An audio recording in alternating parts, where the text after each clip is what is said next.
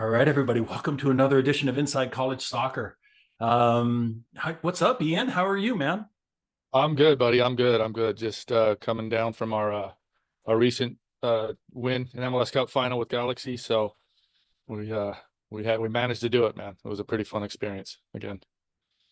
Right on. Well, I'm excited because we're gonna get a lot of the public. I hate to say it, buddy, you're getting old enough now that those of us who followed your career are probably dying off or retiring or something.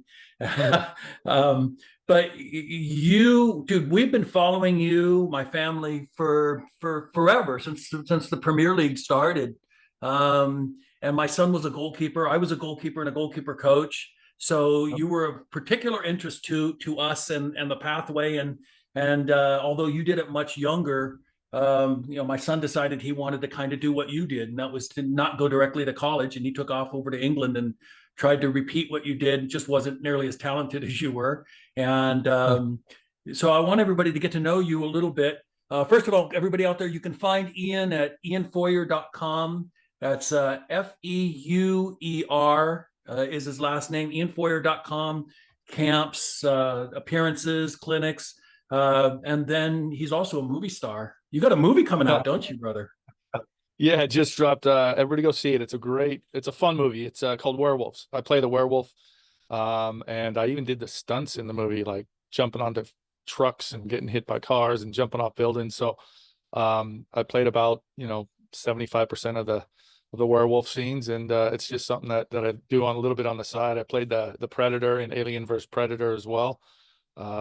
So yeah, Yeah, but you it's you were also in Kicking and Screaming with Will Ferrell, right? yeah, my buddy and I, we were the soccer coordinators, and I even appeared in it a couple times. There's a scene where they kick the Pele ball. Pele kicks the ball into the stands, and if you look in the goal in the background, that's me, you know, in goal. But yeah, Did we you did get to soccer. actually meet? Did you actually get to meet Will and Oh and yeah, we talk to him a worked. little bit? I was on set every day from 6 a.m. till 6 p.m. Will Right on. Ferrell, Duvall, all the actors, they were great. Um, so it was a great experience. Will's a That's great cool. guy, hilarious guy, great guy. Well, Alien versus Predator. I remember seeing that one, and I had no idea that was you. I just wasn't paying attention to know that was You you as wouldn't the know. Yeah, I'm fully right. covered. Yeah, yeah, yeah. Same with werewolves. You wouldn't know until I tell you. But yeah, it's something that requires they're looking for people that are really tall, kind of more of a basketball build rather than a football build, American football build, just so you can run around, put the suits on, wear the masks, fly around, do athletic stuff. And they like athletes, because there are moments where you have to really get mentally into a zone because it's awkward as hell and you're not comfortable. It's claustrophobic. You got these tight masks on, you can't see, you got to run around, bungee cords hanging off you and stuff. So, but I enjoy it. I enjoy it. It's fun. It's fun. Was it a little bit easier in Werewolves because the technology had come forward a little bit, or was it still about as awkward? No, when I did Predator, that was the moment, that was the times where practical effects were slowly kind of going, dying off, and movies were going into CGI.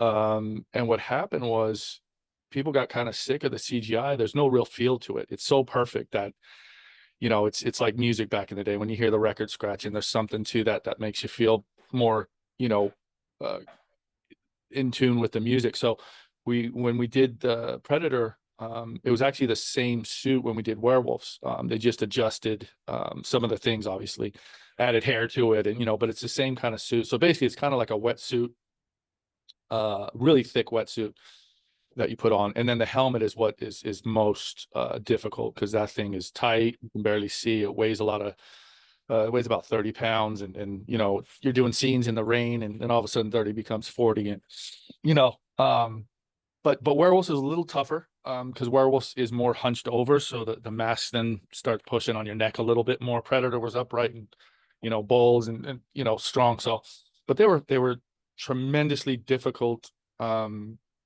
movies to shoot, but at the same time tremendously satisfying and fulfilling. So to say it's there forever. Like I played the Predator, and now Werewolves came out. It's in theaters right now. Fun movie. It's kind of like the Purge movie meets werewolf. So it's good. It's got a little bit of everything, but it's action packed. So it's good. That's great. I'm looking forward to it. I've heard it. Talked to a couple guys that have seen it, and they said it's an edge of the seat movie. It It'll is. keep Yeah. you going from the beginning. Yeah, it is. It's 10 minutes of build up on the storyline. And then after the 10 minutes, it's kind of just werewolves all over the place. And what was cool is this most werewolf movies, they usually just have one werewolf and it terrorizes everybody. This one, there's a pack of wolves. And so it's good, man. It's good. It's good. Yeah. That's great. And you mentioned music, man. You also make music, right? Yeah, well, I don't make it, I mix it. Mixing, So I grew DJ. up, yeah, my father was a musician, my brothers are musicians, and so it's in my blood. And my style is I love everything from, classical, jazz, Motown to metal to hip hop to house music, electronic music. I mean, there's nothing I really don't listen to. So I picked up DJing when I was about 12 through my best buddy Aaron. He was a DJ, and I kind of messed around a little bit with it, and now I'm DJ is a strong word. I mix music, and I'll do my buddy's 50th party, or I'll do a house party or a pool party or something. But I don't really have a Vegas residency yet, so that's what I'm working on. So you said music's in your background. So what did your dad do? What did So he my do dad, music for a living? oh yeah, he was pretty famous. So I grew up in Vegas. My dad's from New York, my mom's from Canada. They met in Vegas. My dad was a musician for basically everybody in Vegas from like 1965 to like 19 late 80s, like early 90s, so he did Elvis, Diana Ross, Frank Sinatra, every single person that went through Vegas. He was a keyboard piano player. So I grew up, picking my dad up at an Elvis show, or Paul Anka, Diana Ross, or something, and it was pretty fun. And my mom was a showgirl, so they met in Vegas through that. So it was crazy times. Yeah, That's amazing. So how long did you spend your whole youth in Vegas before you took off overseas? How'd you yeah. get involved So in soccer? well, so I was 15 when I left Vegas. Then I moved to California for 1 year, and then after that, I moved to Europe at 16. But yeah, soccer was interesting. I was living in Vegas and just riding my bike around my neighborhood, and I met this buddy of mine, and his name was Anthony Spilatro. And we became really good friends. And then, a few months later, he joined a AYSO soccer team, and he's like, "Hey, you want to join our team? We need players." I was like, "Sure." I was never played, in my life, and I just started playing. I was like left back or something, and just Bambi on ice. I was tall and awkward and whatever. And the coach goes, "Hey, get in goal," and that's kind of how it took off. So I got in goal, and immediately I loved the physical side of it because I was a very aggressive goalkeeper when I played. And I loved the physical side of it. So I immediately, loved the position. Little did I know that Anthony Spilatro, my buddy, his uncle was the famous mob boss, that the movie Casino was kind of made from. Whoa. Yeah, it's a Whoa. Hollywood version. Obviously, it's not like a full, Right. documentary, but the movie Casino was based off Tony Spilatro, the mob boss. So his Whoa. sister's son was my best friend. Yeah, crazy, right? I know. And That's then and crazy. Was there a point when did you realize what your friend's dad did for a living? it was I okay. Well, I realized it when my buddy and I we were playing Nerf football out front, and the police came to the door of my buddy's mom, which was the sister of the mob boss, and they were there to say, "Can you come to the you know play wherever it is they go to identify the body?" I was actually there that day. So the police knock on the door. They tell her what happened. They say your brother has possibly been murdered, and she has to go, and she like collapsed to the floor, started crying. So that's when I was kind of like, wait, what's. But before that, I kind of had, I guess I was naive, but it was like there was always once in a while she might have needed protection or something, and there would be a couple heavy, full on just Italian typical, how you doing, sitting there chopping, garlic with a razor blade, just, kind of protecting the house for a couple days or something. So, but I would walk right past them and go grab a can of Coke or something, and go outside and play Nerf football again. I had no, Oh, I had no, and my parents, funny enough, when I asked them, like, yeah, we knew all the time. I was like, so you let me, play there? And they're like, "Dude, that's the safest place to be." Like, that's true. no Huh? one, no one's messing with those guys. You know what I mean? So, um, it was kind of crazy, and then after my AYSO career at around, I think, 9 or 10, I joined a team called the Generals, which was a club team. And back then, a club team was basically you get a dad to coach and you get a bunch of players, and you join the league. There was no club with there's 15 teams and all that. So it's just like one team. And my buddy Aaron Griffith and I, we were best friends and just wanted to be pros from age like 8 or 9. And we joined this team called Generals. And his dad was actually the coach, Larry Griffith, who was kind of my man. He helped me so much achieve what I did. He invented this ball machine back in the day, and it was the size of a U-Haul truck. It was massive.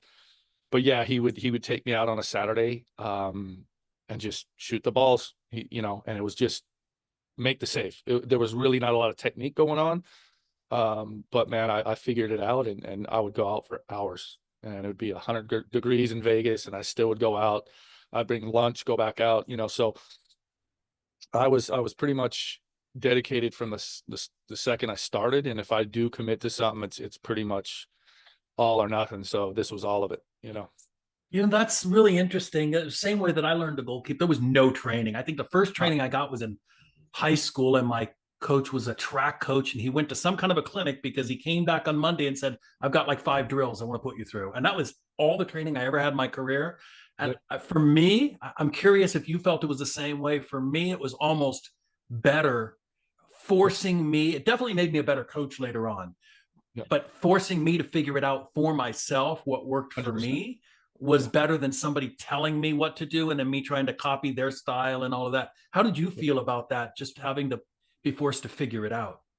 The same. I agree. I feel it was thousands and thousands of reps, and you do one and you go, wow, that hurt. Okay, well, let me try this. And you go, that hurt less. So that must be better, you know?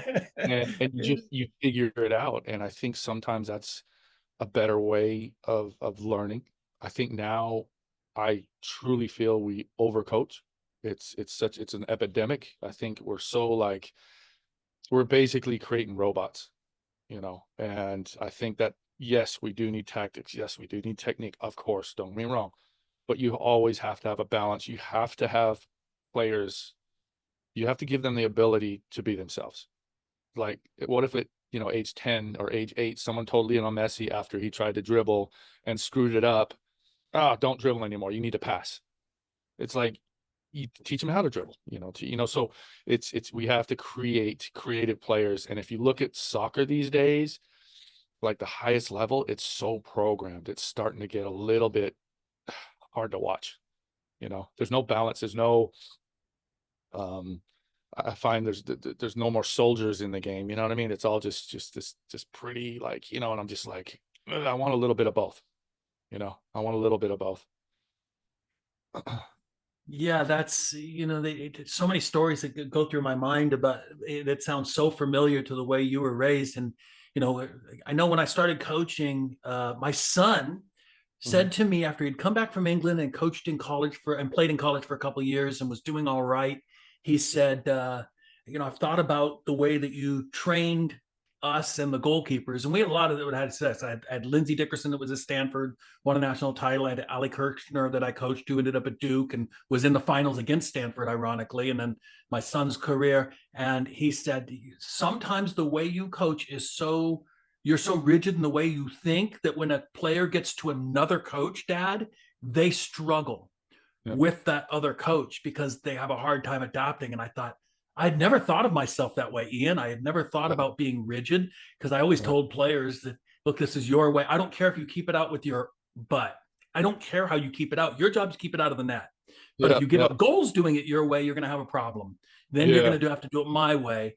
But you have to have your own individual style as a goalkeeper and your own way of seeing the game and Yeah. getting the job done. Was that your experience too?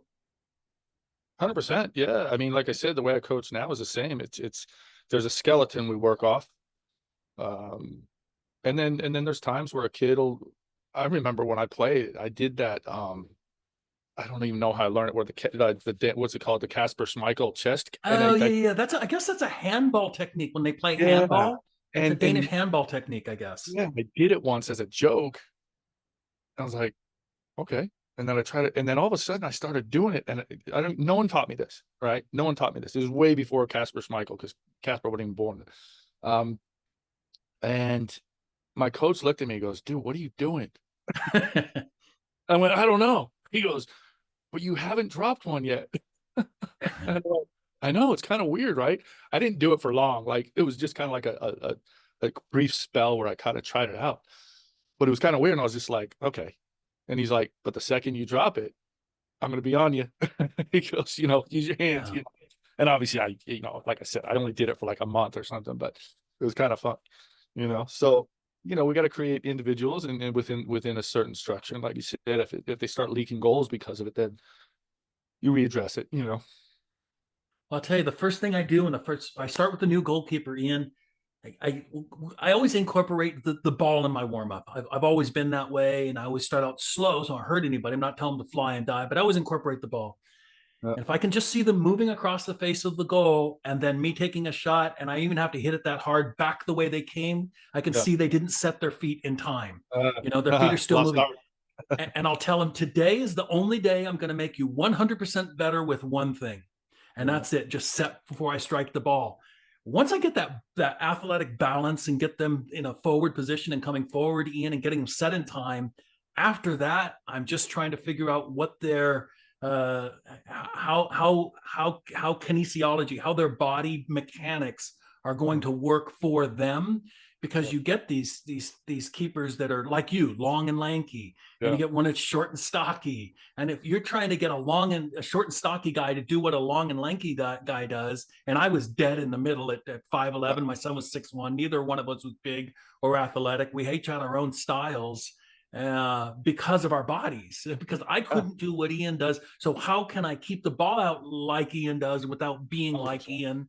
And I think you're right. I think we're creating, when I see coaching sessions where the coach is coaching 13 keepers at a time and trying to get all 13 doing exactly the same thing in the same way, almost rhythmically, almost like the Cruyff uh, Yeah. technique method.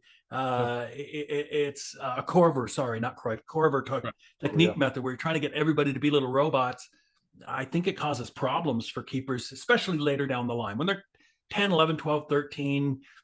Yeah, they are kind of all the same. But once that growth spurt hits in at 13, 14, 15, some not till 17, 18, each one's going through their own awkward growing phase. And I think a good coach knows how to see that individual and then Yep. help that individual make their own adaptations, right? 100%. And I think when I first joined Galaxy in 2007, um, previous to that, I had done thousands and thousands and thousands of hours of personal goalkeeping coaching, as well as small group and camps. And I've done all this development, and having a kid, my first lesson, that's age 8, and then my next lesson, a college kid, and then my next lesson, a 14-year-old. And then, so having all of these different keepers that, like you just said, you have to find out what works for them. And maybe you adapt the drill a little bit, you adapt the session a little bit to accommodate them. That helped me become, from the first day of joining Galaxy, where the keepers were like, oh, okay, he's not just hitting balls at me. He's not just hitting balls. He's not just maintaining. And I feel that helped me go into the highest level in this country and be able to still teach, whether it was the full men's national team, the women's national team. Um, I could still teach them and get them better by, like you said, understanding what makes them work. It's not about me anymore. It's about what helps them. And I feel when I get a keeper, the same thing. 90% of mistakes on shot stopping are you weren't set. And it goes all the way to the top. I mean, you see the top keepers in the world, they weren't set. And Yeah. you can focus on that. Oh my gosh, your athleticism, your everything else, your talent can come out. But if you're not set, it's tough. And that's on the shot stopping topic, obviously. So yeah, like you have to be able to, as a coach, understand it's not about you anymore. It's about getting them better. And I think too many coaches, not too many, there's a lot, but a lot of them are about them. And it's look at me, and it's just, oh, look at me, I'm killing the keeper. And I'm just like, well, okay, well, anybody can do that, and not many can find the finer details and really, adapt to what will help that keeper become better. I think it was the great Franz Hook who said to me one time, he says, there's goalkeeper coaches and there's goalkeeper trainers. Mhm. And I was a young enough coach. I said, what do you mean? And he said, well, look, the trainers, they know all the hoops and the circles and the tricks and the hit from it, and they can smack balls. He says, but a coach can see the individual, and they can see their strengths and weaknesses, and they can help that person become better. And I said, oh yeah, I want to be a goalkeeper coach. I don't want to be a trainer. Right. Yep.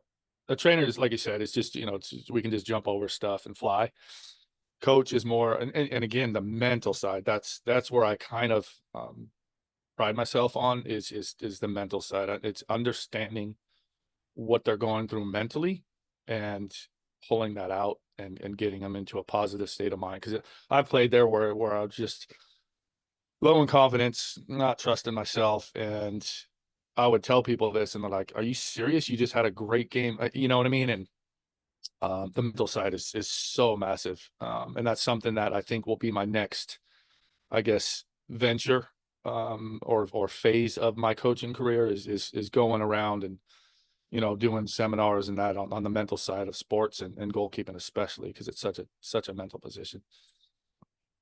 That people don't understand out there. So for the parents who maybe have kids that are goalkeepers and or coaches that weren't goalkeepers, and it's always interesting to me, by the way, Ian, talking about coaches that weren't goalkeepers, but that when is I can't imagine that a head baseball coach knows zero about pitching or throwing a ball. Right. And I can't imagine, maybe it's true that an American football coach knows zero about being a lineman or zero about being a receiver, or zero about being a quarterback.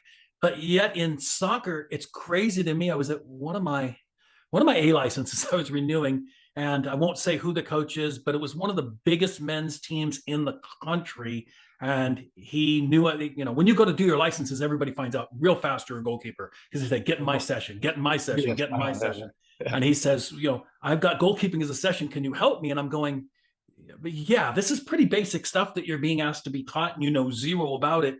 It's wild to me that they don't know anything. So to then ask them to understand what we go through on the mental side is a tough thing, because that's what I liked about it, Dean. In fact, I wanted the game to be in my hands. PKs were my most exciting moment because I was Oh never yeah. supposed to save it. I mean, Right. nobody was ever going to blame me Nothing if to I let lose. in a PK. But if I came up with it, I was the hero, and I wanted that game on my shoulders, and I loved every second of it. I loved trying to psych that guy out. I loved, if I made the save, I think I owned them for the rest of the game. If I could get a PK in the first half that I saved, I'm pretty Oh sure yeah. we were going to win this game, because Oh yeah. I've just destroyed them mentally for the next 15, 20 minutes. And if we can get a goal in that time, I know we're going to win today. And it is such a mental, such a mental thing from two aspects, right? For people that don't understand. And one of them is staying focused. We talk about why goalkeepers don't set on time. I think they've lost focus. They've on where they're thinking. Franz told me one time also, he said, a good goalkeeper never anticipates, always reacts.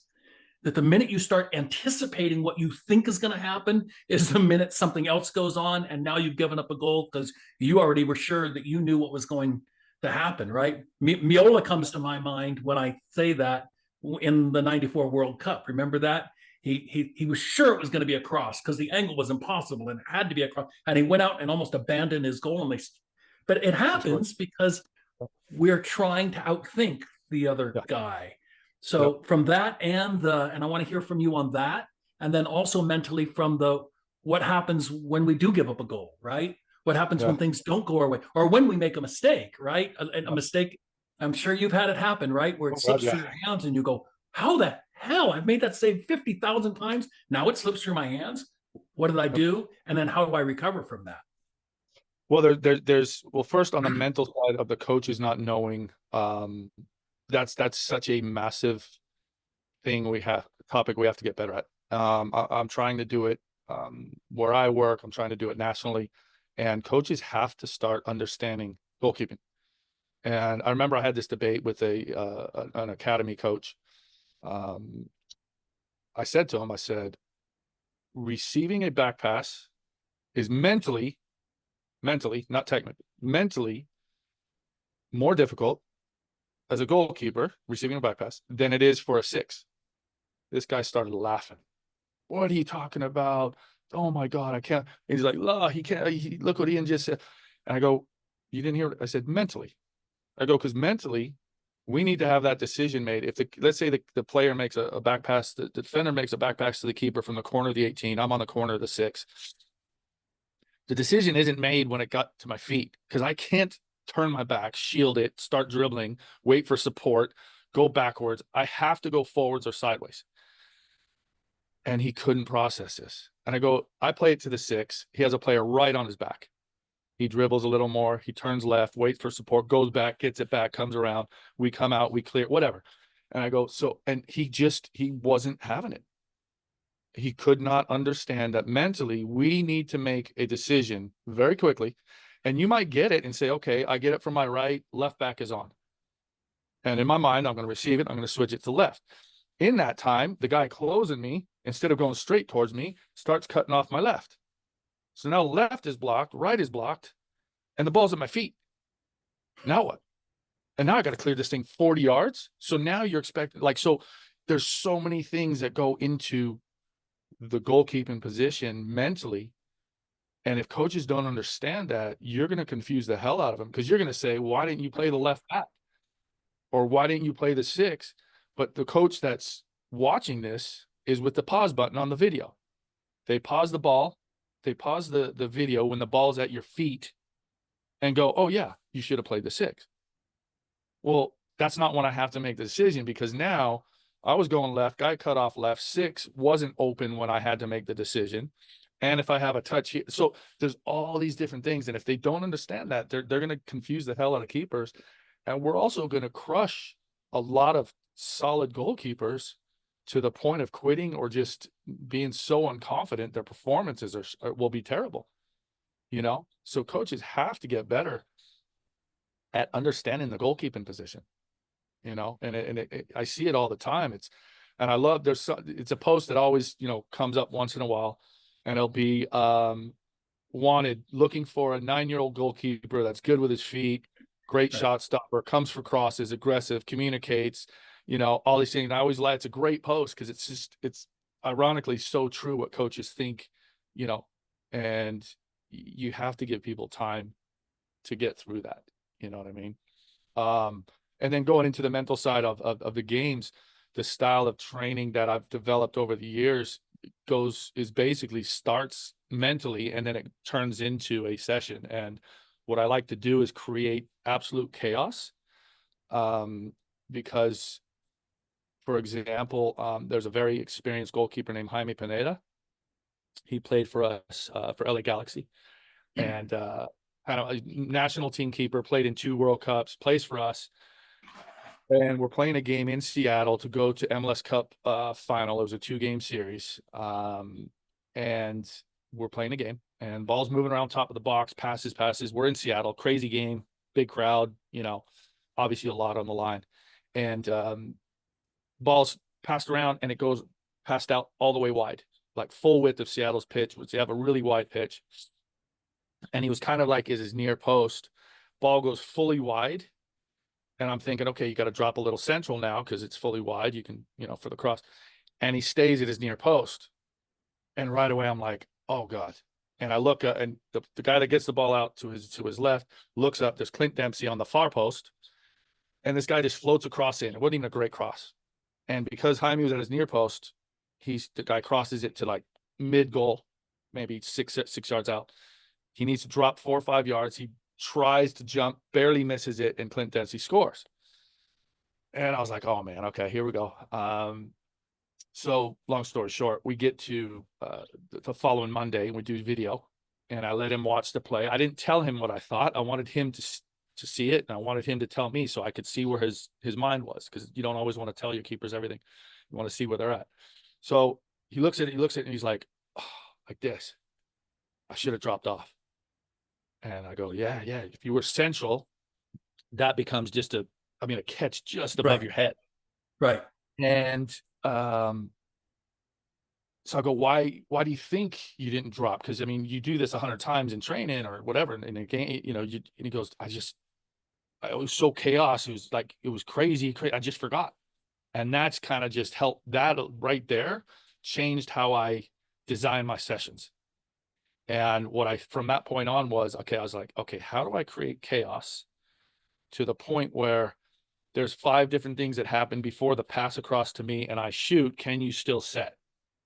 But because we do those 3 or 4 or 5 things before, sometimes you forget to set because you're so focused on the previous things or something that might happen in the future, or you know what I mean? It's crazy. So it's Right. interesting when you design it that way, and all the coaching moments that you can create.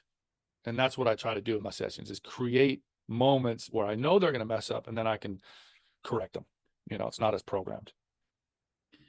Yeah, and it is chaotic. And I always tell people that the reason why goalkeepers don't, you might see a field player it's 18, 19 make it in the Premier League. When was the last time I saw a goalkeeper at 18, 19 make it in the Premier League? Uh, I I can't think of any. Maybe you can.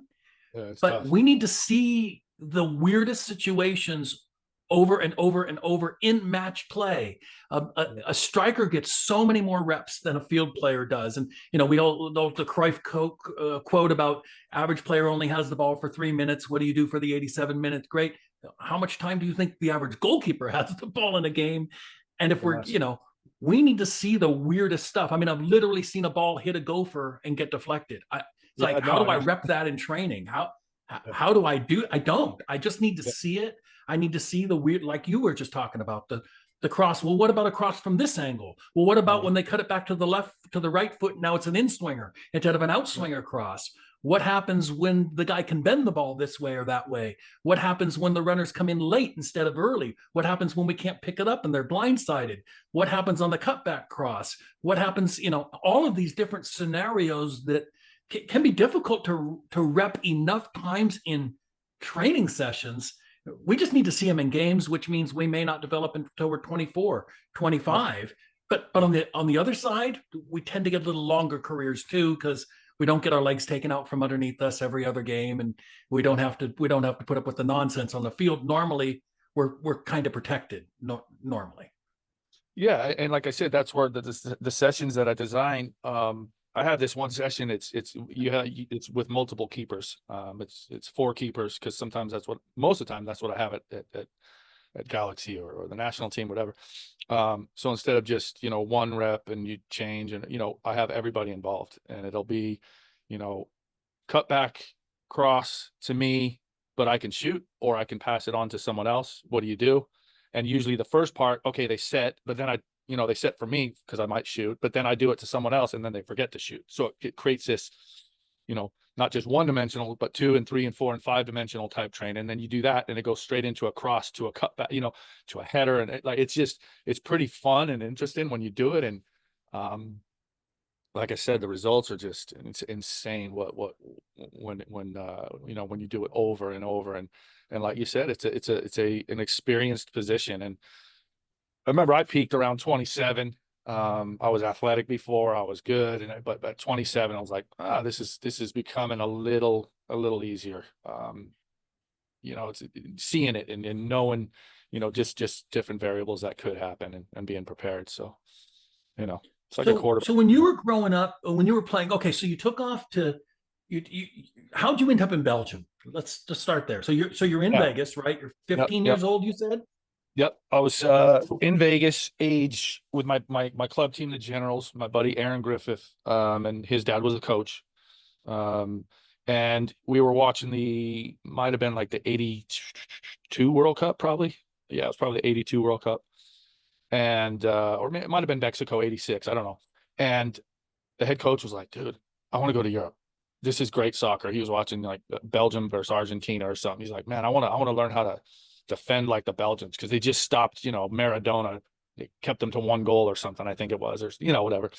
So our team at age 12, we raised money, and we went over to Belgium, stayed with some host families, and we played like some games in Belgium and Holland and all that.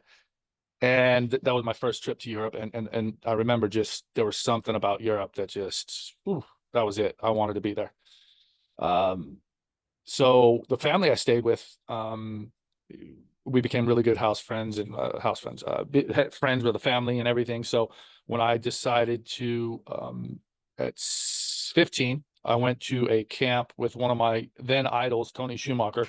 He was making an appearance for this camp, and I was like, Dad, Mom, Dad, I got to go. I got to meet him, whatever. So we go to the camp, and after about 4 days, Tony calls me up. We're in this big stadium in Alabama. That's where the camp was, and he's sitting in like the 10th row, and he calls me up, and I'm like, oh dear, what's going on here? He's like, hey, you're very good.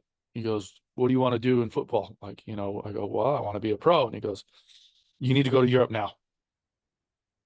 And I was like, okay. Called my mom from Alabama. Hey, Tony just said I need to go to Europe. And my mom was like, all right, let's work it out.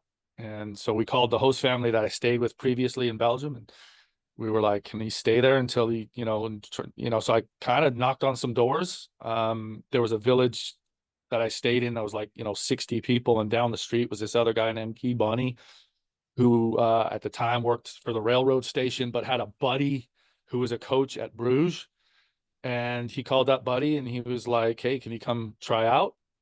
And his buddy said, have him try out for the local team first, which is like a third division team. And let me know what they say. Like, is he, so I tried out for that, like, an hour, whatever. And that team was like, he's got a little something, you know? So then, long story short, again, I apologize, but he set me up with Bruges on a Tuesday night, pouring rain, just put me through the ringer. And I can't remember like being like technically amazing, but I never gave up. And I think they just wanted to see mentally if I was tough enough. So after an hour, I took a shower, and after the shower, spoke to them, and they're like, yeah, let's bring you on. You'll be the third keeper of the 16 and under team. You won't play. You're just going to train, and we're going to see where you're at in a year. I was like, let's do it. And that's the rest is history. I signed pro the following year, and I, so a lot of hard work to, working on my own afterwards. And that year I didn't play. I did not play. Even when my mom and dad came to visit me over the Christmas period, we had a scrimmage game that I didn't play in. There was no like, oh, let's give Ian a game. Just his parents are here. No, it was all business. And then at the end of that season, there was a U23 tournament where a few keepers got injured, a few got sick. And the day before, they called me and they're like, hey, you got to go to this tournament in France. I was still 16, and this was like a 23-year-old tournament, like a reserve team. And went there. We lost every game, but I played out of my skin. Out of my skin. It was just unbelievable. So played that tournament, and I went from third keeper of the 16s, not playing, played in this tournament, to coming back, and they offered me a pro contract. I became third keeper of the first team in a year. So it was pretty amazing. And it just shows you what hard work and never giving up and determination and working on your own. I think there's something about working on your own, doing stuff on your own, that gets you in a mental state of mind where, I don't know, you're just, you're doing stuff while others aren't, and it's something that I stress to all my keepers. Go against the wall. The stuff you can do against the wall is absolutely amazing. So true, man. It's so true. And Yep. every pro that I've talked to, and I haven't coached pro like you have at your level, but I spent a short time coaching pro, and every one of those guys I talked to talked about training on their own. And every book that I've read talks about training on their own. And I think it's one of the missing pieces that many of our youth have today, is that willingness just to go out. And I love the wall. I've got a Oh, little story about the wall that I always tell kids. It's like the wall, it should be your best friend. It Christmas Day, it's raining, it won't complain, it'll be there. It never goes on yep. vacation. It's always there for you. It's that puts it all back on you, right? How Yep. much do you want it? Because there's zero excuse if you can find a gymnasium or a tennis court, or there's walls everywhere. Everywhere. Even a curb is a form of a Yep. wall. Yeah. And there's no excuse. Yep. Yeah. There's no excuse. There's two things: jumping rope and the wall. That was something that totally changed my game. If you can jump rope for 2 minutes a day, everybody thinks it's just for the jumping muscles. It's not. It's not. It's for that. That helps. But it's more the timing. We're going back to setting, and your brain is going like this. It's go, okay, I got to jump now. I got to jump now. So your brain and your feet start working together. Pass comes across. I need to set now. It's the same thing. You know what I mean? So your brain and your feet start working together, knowing when to set and how to get your weight transferred and balanced and all that. So I think it's important.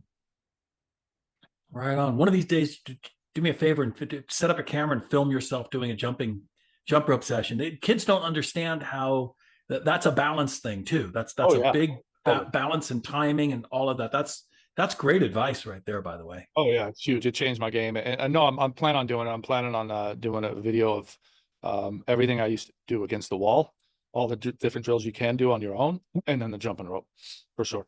I love it. Yeah, somewhere on YouTube we did a whole session with my son and we filmed him against the wall doing all this. I've got a people can go to our SRUSA website. If you look at our blogs, it's 28 different things to do with the wall and the ball, Oh, just for a perfect. field player. But Yeah.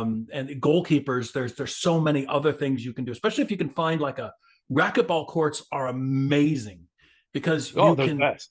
you can now envision that you're Yeah. facing some way and the ball's coming from another way, and you can work angles. And if you Yep. tell keepers, just go insane and just smash it as hard as you can anywhere, and you don't know where it's going to come back. And there's all kinds of fun stuff you can do. You can be entertained for hours with just Oh a my wall and a gosh. ball Yeah. Yeah. We do this and with the learn. Galaxy keepers. We're fortunate enough. We have little futsal courts right next to our training fields. So we'll take the keepers in there, and it'll be just a lot of just footwork, like 60 against the wall with your right foot, 60 with your left foot, 60 right to left, 60 open up, turn, pass it, create an L, like those type of things, driven into the thing over and over. So it's if you get creative, if you want it bad enough, you know. So when you made the break, you ended up eventually in the Premier League, right? How did that, was there a different feel to that than Yeah. being in Belgium, and then especially because it was broadcast, on such a broad level, throughout the world, that had never really been done before, I don't think, for one league to be promoted like it was. And people don't understand what that was like when that thing started. It was big. How did that feel? Was there more I mean, pressure?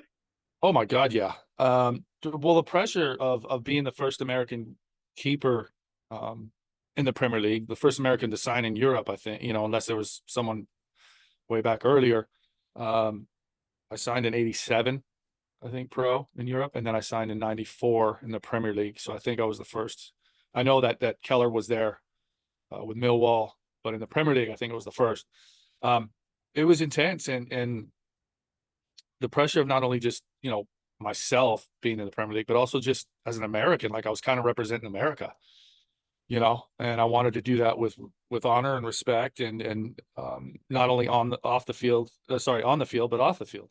They all have a view of how Americans are, and especially overseas, we can have a bad rap sometimes because we're complete idiots sometimes when we travel. So yeah, I wanted to make sure we represented on both sides. So yeah, the pressure was immense, and I remember, um, you know, my Premier League debut. I could barely tie my shoes, and getting drafted. I remember I got Wow. drafted, and I looked down. I'm like, oh, and I had to reset. Like, I was like, okay, I hope no one saw that. All right, take a deep breath. Um, and then once you get on the field, obviously, once the game starts, it actually eases. It's all the build up for me that was more nerve wracking. But it was intense, and it was such an honor to do what I did, and and to have people like yourself follow me from day one, and your son, trying to do that. I've had a lot of people say, I want to try what you did. And I'm just like, that's such a fulfilling, comment to hear, you know. Now you didn't get a lot of opportunities to play for the national team, right? I think you played in the Olympics, right? Yep. 92 And I Olympics. know you had at least one cap. Yep. Uh, how is that different when you're representing your country? Amazing. That was just an honor. I don't know why it says one. I had multiple. I probably had at least 10. One I played in, but I sat the bench a lot. Right. Uh, um, I just had some really good keepers in front of me. I had Brad Friedel and Casey Keller. You know what I mean? And um, I think in a different era, I would have had a lot more caps. And they were in the system pretty early, so they were well known, and I was always kind of on the outside coming in. And that's Um, because you were in Europe, you weren't over here yes, being yeah, I seen, was, being worked with. yeah, um, and and it's not to say I would have played over them. It's just, there were great keepers, and how could I knock on the coach's door and say, "Hey, coach, you need to play me over Friedel?" And Right. even though in training, I felt I was right there with them. Um, I could never knock on the door and say, "Look, why am I not playing?" I mean, I understood why I wasn't playing. It's these two are some of the best keepers, probably in the top 3, 4 we've ever had. Um, so to be alongside that was awesome. And the Olympics, I was there with Friedel. He played every game. Um, and I remember the coach Lothar Osiander came up to me and he's like, Ian, he says, "You've been amazing. I want to play you. I go, Lothar, I get it. I get it, man. I'm here ready for you. I get it. Brad's amazing. Um, but hey, I'm ready if you need me. And let's just win this." So um, it was amazing to represent your country. Olympics was absolutely fantastic. It was probably the best month of my sporting life. Just everything about it was intense. It was awesome. And to have that national team shirt framed, was an honor. Wow. And like I said, I didn't get as many caps as I would have liked. Um, but I think it was not so much the talent, it was just more the timing, you know. Sure. Yeah. Yeah, and it was a different time in American soccer where we were just beginning, and the idea of training in residency Mhm. and being together as a group, and how the importance that the US was putting on that at the time would, and you being over in Europe definitely, puts a hindrance in it. And people don't understand also that a goalkeeper has to have the confidence of their backs. Not that you didn't, but when you're training with the same guys every single day, and if the coach asks the center back or your captain, who do you think? And they're going to say, well, the guy I know the most. Of course. He's the guy I'm closest with. Yep. They're my friends. This Yeah. guy I don't know as well. Not that I don't trust him. We know he's good, but it's just different. I think that's we've kind of grown out of that right now. As a the national team, and now we're Yeah. trying to find the balance of how do we get the guys to train together a little more often, being that the US and Europe are so far apart, right? Yep. Yep. Where do you see that going, Ian? How do you see us getting over the hump? Because it's not that we don't have top level players now playing in top level leagues in Europe. In fact, we've got more than we've ever had. Yeah. Yet at moments we still struggle. And I look at it as an outsider coach, not being on the inside, as a lot of this is the guys don't know each other that well. Yeah. What's funny is I think it goes back to what I said before. We need a balance.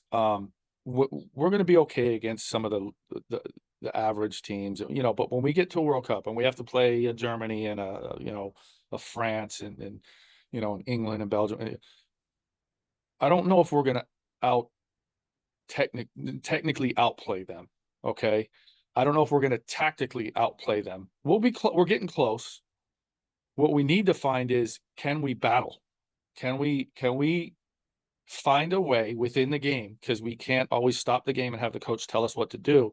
But can we within the game have players that can be soldiers out there and grind out a 1-0 or a 0-0 or whatever? And I think the balance of coaching is gone so tactical that we're losing the ability to within the game figure it out. And I think that's a major problem, not just, in America, but in the world. I just feel that we're now waiting for the coach to, like, for example, corner kicks. When I played, we didn't have diagrams. We didn't have coaches telling us who to mark. Right. If you were tall and there was a tall forward and you were a defender, you're a tall defender, you marked the tall, like, it was pretty common Right. sense. We had a guy near post. We had a guy at the, just inside the 6 near post. We had a guy far post, and the rest is on, match up. And they did it. You know what I mean? And now it's like there's 17 diagrams for each corner kick that the other team might take. And I'm just like, so what happens is you wait, in your mind, all you're doing is the diagram. You're like, oh, well, I got my number. I got my player right here. But meanwhile, you didn't look behind you and see there's a wide open player and tell that guy to drop here and mark this player. You're like, nope, I'm doing my job. And so no one talks, no one, and I hate to be like a negative. It's not all, I'm not saying it's everything, but it's just we're losing that individual creativity and that individual ability to figure it out on the fly. Soccer, football is a player's game. It's not a coach's game. Coach can do, certain things. And that's what makes football the most beautiful game in the world. You have to figure out on the fly. You shouldn't have to be told you're winning 1-0 with, 1 minute left to Yep. not play out to play out. Like, you should be dumping it in the corner, getting in the corner. And it's just like, we still have to tell that to kids. You know what I mean? And I'm like, those are the things we knew growing up.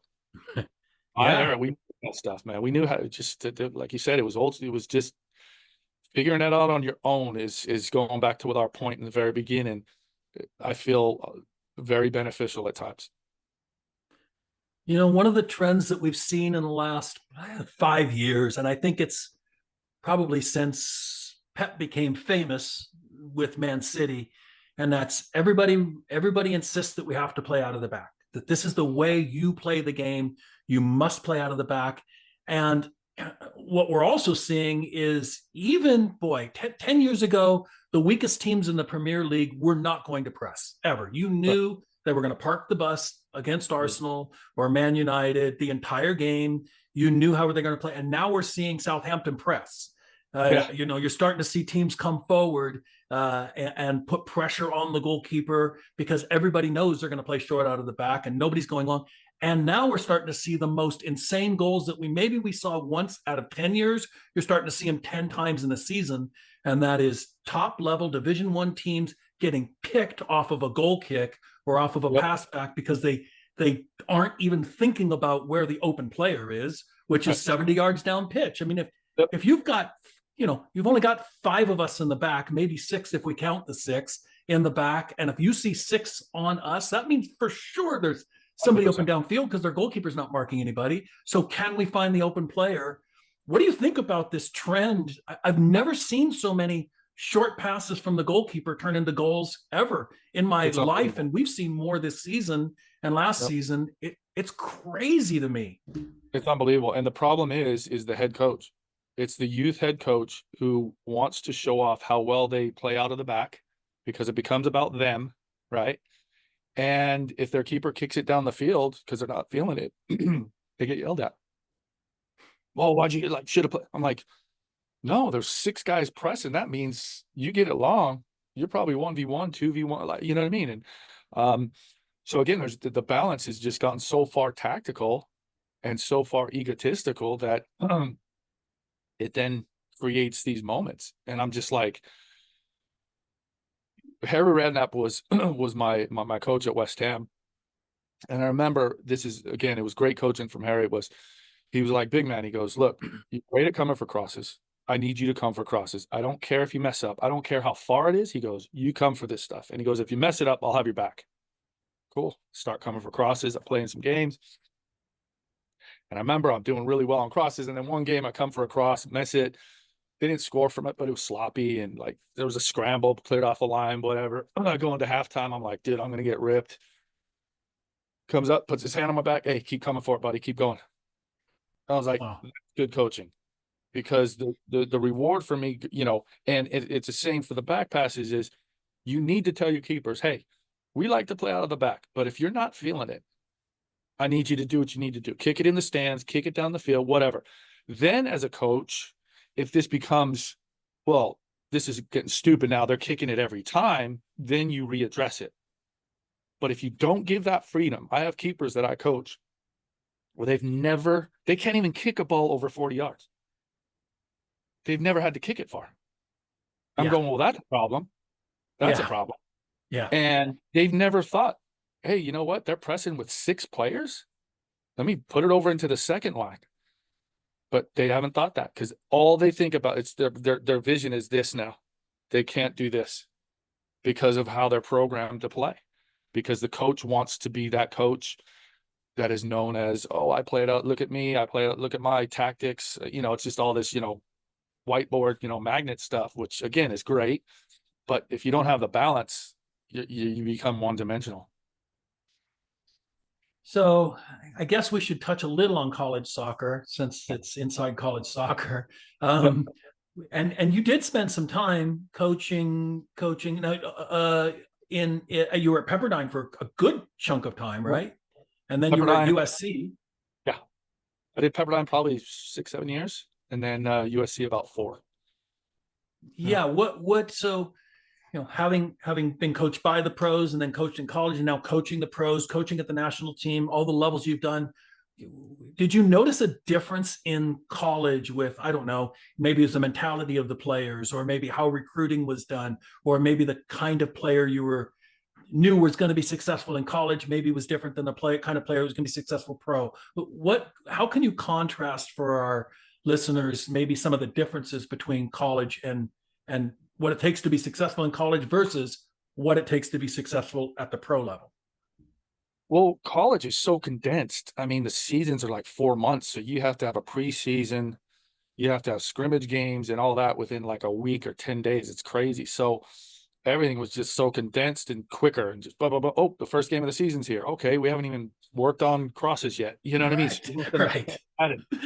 Um, so um, when I was at Pepperdine and USC, the women were just amazing. Like I find women very they're like sponges. They want to learn. I think the men's egos get in the way sometimes. Sure. I already know this, you know what I mean? And well, we just played a game and you don't know this because it's you just let in a goal or you did, you know what I mean? So it's different on that aspect. Um, and they were just so much, they were just eager to learn and it was awesome. And so I had a great time at USC. USC, we won a championship, national championship while there. Pepperdine, we were always right there close, and they have a great program as well. And obviously the views at Pepperdine, you're training on this field, and the Malibu's right there. Right. So that was fun. But it's just more condensed, and I feel that as a country, if we can get to an 11-month or 10-month season, I think that'll only help, especially the men's side, Yeah. because I know in Europe when I was between ages, college ages, 17 to 21, when I was in Belgium, I was playing 40 plus games a year with the reserve teams, the 18, whatever it was, right? Right. And each of those games was intense.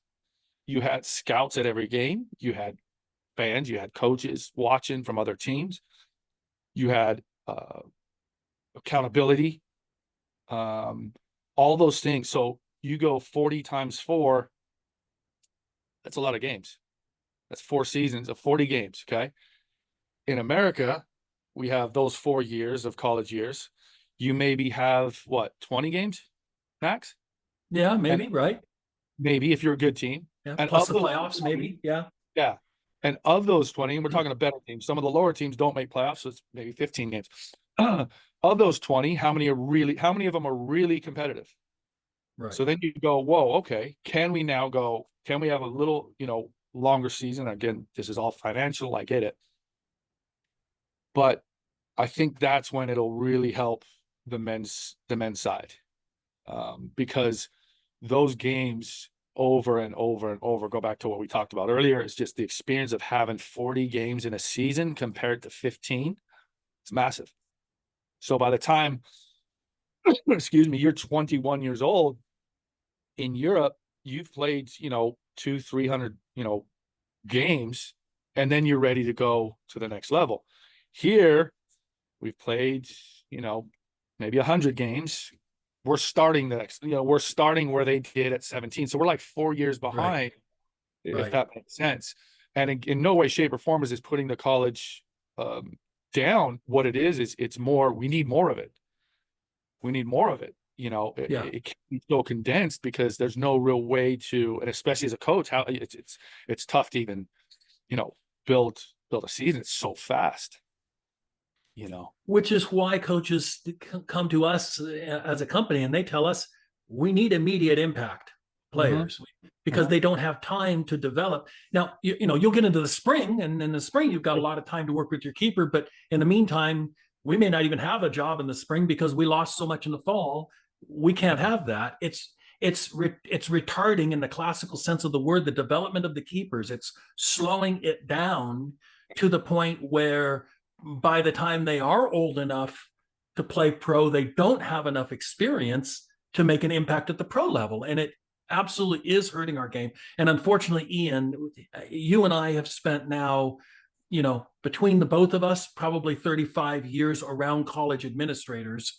And Yep. we know that this is never going to happen in the classical college setup where they're going to say, oh, yeah, soccer is so important that we're going to spend all this extra time, effort, energy, money into a 12-month season or 11-month season or a 10-month season because we care about soccer is just, it's never going to happen. And I think what, honestly, if I can speculate for a second, Ian, and I'm curious if you've even thought about this, I'm going to guess in the next 10 years, we start to see partnerships with MLS teams or maybe USL teams and colleges that we can find ways to keep these kids together and develop together into a longer season. But it won't look like the traditional college setup that we have now, at least on the men's side.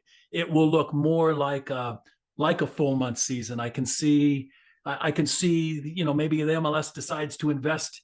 Look, the colleges have amazing facilities, sometimes Oh, better than MLS yep. facilities. Yep. Yep. And they have dormitories and food and all of the things that are a problem for a club the colleges already have in place. Yep. Why wouldn't the MLS go to a college and say, look, we're going to partner with you. We're going to invest this much in the coaching piece. You provide the facilities, and then you'll be our reserves team. It's cheaper than a club starting their own reserve team, or at least maybe a third team, right? Yeah. To do it like you would in under 23, and then the reserves, and then the pro. This could be the best under 23 setup, literally in the world, Yep.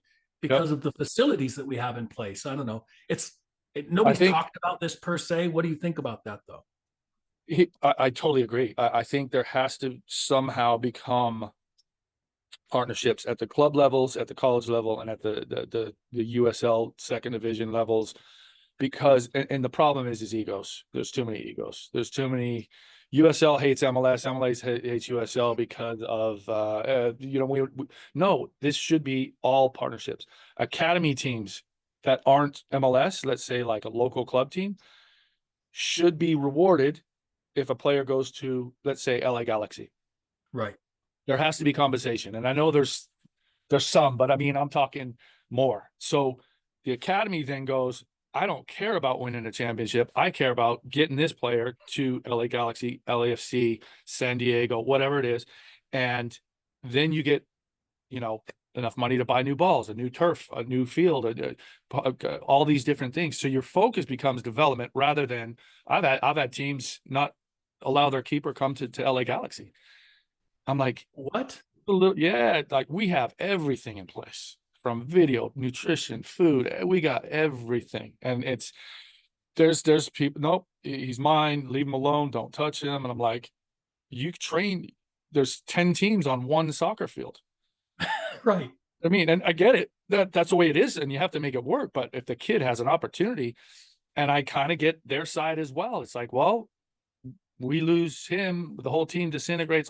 So there has to be this, situation where they get very well compensated for a player that does transfer. And I think if we get that, that's when the men's side will really, really start to take off. The women's side's doing great. The college works very well for that side. Again, things could be better as well, but when you have a couple World Cups under your belt, I'm not gonna be the one that tries to change that. They're good enough, but I think if we can get to the point where we do partnership with teams, and I know what happens when you go and play some games. I was at West Ham and I had probably one of the best keepers we've ever had, Ludo McCloskey. He was a starter. I was the second keeper. I wasn't getting many games. I was the cup keeper. I played the cup games, you know. So I remember I went on loan, and what that did for me was huge. So if the players that, let's say, aren't playing can go on loan to a USL team, to a college team, and all that. College is tough because of the rules. That's the only problem. You know, there's so many rules that don't apply to soccer, but they apply because of football did this or that. So they create a rule, but it has to go across the board. It's insane. So the college is always going to be a tricky one to adapt, because all the rules, you know. Boy, Ian, we that's man, I think we will continue to grow. I think it will get better. I don't want everybody to think that we're all negative here on the system, but it doesn't mean that there's not room for improvement, as you Oh said. I yeah. think I think I couldn't have said it any better myself. Well, Ian, I know you've got a big day here coming up, and I've got another podcast coming up. But again, tell people how they can find you. You've got your music, you've got your movies, you've got camps and clinics coming up. Tell us about your camp real quick. What do you do at camps? Why should I've sent a number of kids to your camp? I've got a lot of clients that I've introduced to you, and they flat out said we learn a lot from this coach in our area and we learn a lot from that coach. But the way Ian does it is different, and It, it's I think every kid goalkeeper should have to spend some time with you. Thank you. I What do you appreciate do it. at your camps that you feel is a little different? It's well, thank you for sending. Obviously, you've always been great. You know, throughout the years, I've just adapted my style based off what is needed, and they aren't getting enough game scenarios. They're not. They're jumping over things, and they jump over something and they run to their right and fly to their right. Well, you know where the ball's going. And I'm not knocking that. There's a time No, and a place for that. And there's a time we and a all place, done it. right? And of course, that's more on the, so I see a lot of the camps where it's just a lot of agilities and I'm like, okay, that's great. Those are the things we can do on a one-on-one with your coach or with someone else, or, you know, in the gym or whatever. When you come to the camps, it's straight into game scenarios. You warm up on your own. I tell you, get here early, warm up on your own with another keeper. There's plenty of balls, plenty, you know, you can do your thing. When we start, and it's 2 hours of game related moments. What And age they're group are we talking about, Ian? Obviously, we say everything. warm up in your own. We're not talking about 7-year-olds. It's 10 to professional. So what Okay. I do is I have 5 goals set up, 5 18-yard boxes, and 5 scenarios each day. And it'll be themed. It'll be, let's say it's crossing and free kicks theme. I'll have 5 different scenarios: a corner kick, a free kick, cutback, different types of crossing to finishing scenarios. And we create chaos. It'll be, distribution involved with it. There'll be pressure on the distribution, then goes into a cross, to a cutback, to a shot, to a this. And I create as much chaos as possible, with the hope of, by the end of that day, it's not chaos anymore. And you can very quickly file in order of importance what to do. And from start to finish of one rep of the keeper, there'll be maybe 15 different moments that you have to try and get correct, from the back pass to a position, to a reposition, wow, cross to a finish, to a rebound. And we have the other keepers as forwards, as defend, like a 1v1 day. We have a defender, we have a forward. Can you recognize the defender's going to get there first? You drop off. They're not, you come out. And we create all these game scenarios that they never get to work on, except on the game day. Mm-hmm. We create them in the game. So again, it just gets them more prepared for making good decisions within the game, and people love it. And like I said, it's something that just I feel very strongly about, that you have to create game scenarios within your sessions. There's the technical side in the beginning, the warm up, the technical, and then once we get in goal, it's like I like to really create chaos. And there's days, especially Galaxy, where we've done a lot of chaos. I'll bring it back in and do simple: start middle, come across, we're hitting ground balls, dipping balls, and simple. But it's the balance of that. And if you never do the game stuff, their only repetition is actually in the game. So the camps are fun, and So a this lot of one. contextual training. Then you guys could do a lot of in context of what would Yep. happen in the real game. Yep. And my Love next it. camp, actually, this is my big, this is the fun one. People look forward to this. It's December 27th to the 30th. I have it every year, and it's crazy. When you get there, it's 5 goals set up. There's mannequins. There's all kinds of. You get there and you're like, okay, this is business. This is gonna be intense. So Well, what a great Christmas present that a parent could give their kid coming to your camp during that break. it's fun, like I said, and then I have great staff that work for me. They know their stuff. All the staff that are there, I've coached since they were 10, 11, 12 years old, and they're out now in their mid-20s. So makes me feel old that I've coached them that long, but they're great. They know all my and I kind of oversee everything. I walk around, I'll pull a kid and say, hey, get your hands here, so it's very interactive. Massively, it's very positive. It's fun, and each group. What's nice is that there's 5 groups of. We try to keep it around 6, to 8 keepers max per goal per coach, and the youngest group's like 10 to 11. Then there's another group, and then the oldest group is out. So you have these 10, 11-year-olds doing the exact same stuff as the pros. Of course they're a little bit adapted. Maybe the back pass is a little closer. Sure. Obviously the shots are softer and harder compared to which group, but these younger kids are watching these pros and college keepers, and they're like, wow, okay, that's pretty cool. Look, we're all in the same. And then we come in, we talk about it, we go back out, come back in, talk about it. And I can teach them all the little intricacies that separate you from your competition. And sometimes and most of the time it's more about attitude, how coach is talking, are you looking up and looking them in the eye, like little things, that they don't quite know yet. So I love these. I love the camps. Right on. So they can find out more about your camp at ianfeuer.com. Yeah, just go to the website. Just go to the camps page. There's a clinics camps page. There's a sign up area. It's all pretty easy to do. Do you still have room in your camp for coming up? Yeah. Okay. Well, we're gonna try to get this episode out really quickly. We'll get the word out to people, and you may have some people reaching out to you. And then your music. Where do we find your music? Well, I have 3 Instagrams, funny enough. Ian Feuer, which Okay. is my one, Ian Feuer Music, which is my music one, and then Ian Feuer Movies. So yeah, we can, the movie one is I'm gonna be once the movie goes to DVD, not DVD, like Netflix and all that, I can post some of the scenes I did, like behind the scenes stuff. So it'll be kind of cool if you follow. Cool. Yeah.